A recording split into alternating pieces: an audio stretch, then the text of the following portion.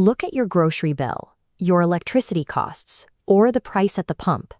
When the cost of living spikes, we usually look for domestic causes. That because the coastal waters are extremely shallow, deep draft vessels are forced into a navigable trench that is just 3 kilometers wide. You cannot steer a supertanker outside of that designated lane. These ships are massive, cumbersome, and physically locked to the deepest part of the channel. The United States has spent decades trying to secure this route, permanently parking its Fifth Fleet nearby in Bahrain to project overwhelming naval dominance. And that dominance relies on massive hardware, utilizing nuclear-powered aircraft carriers and tight formations of heavily armed escort ships. But physical geography is the ultimate equalizer.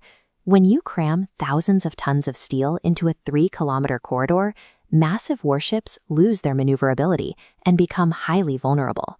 Iran holds a distinct tactical advantage here. They control the entire northern shore, lined with harsh, elevated cliffs that offer natural cover and strategic depth right above the passing ships. To threaten the shipping lane, Iran avoids large destroyers. They utilize asymmetric tactics. They deploy sea mines, hide missile batteries in underground bases on islands like Keshp, and operate swarms of heavily armed, rapid speedboats. This is a proven strategy. During the tanker war of the 1980s, both sides actively targeted commercial vessels, forcing superpowers into a frantic defensive posture to escort civilian ships through the crossfire. Iran does not need to defeat the U.S. Navy in a direct, conventional battle. They simply need to make that tiny strip of water so dangerous that commercial shipping companies refuse to insure the cargo passing through it. Naturally, you might wonder why oil-producing nations don't just bypass the hazard entirely and build pipelines straight to the open ocean. They have tried. This graphic shows the volume limits of those alternatives. Saudi Arabia and the UAE have spent billions on pipelines to the Red Sea, and China is investing heavily in Pakistan's Gwadar port.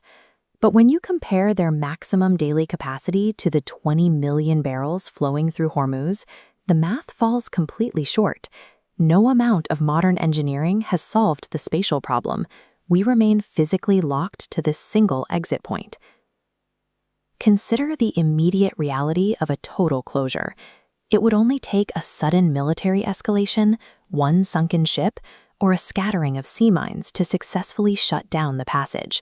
This chart illustrates the resulting financial shockwave. Global markets would instantly price in the shortage, sending crude oil rocketing toward $200 or even $300 a barrel.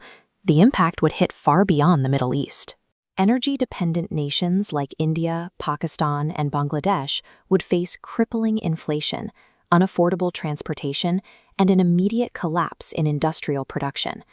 A localized geographic closure in the strait translates almost instantly into a global cost of living crisis. Yet the standoff continues precisely because of a shared paradox. Neither the United States nor Iran actually wants the waterway permanently closed. Under the severe weight of American economic sanctions, intensified by administrations like our own oil, closing the strait entirely would destroy their lifeline. The actual weapon in the Strait of Hormuz is the psychological threat of its closure. Iran maintains this pressure as a reliable tool for political leverage. We are advancing toward electric vehicles and renewable power. But as long as our economy runs on fossil fuels, global peace and prosperity remain tethered to a vulnerable 3-kilometer strip of salt water.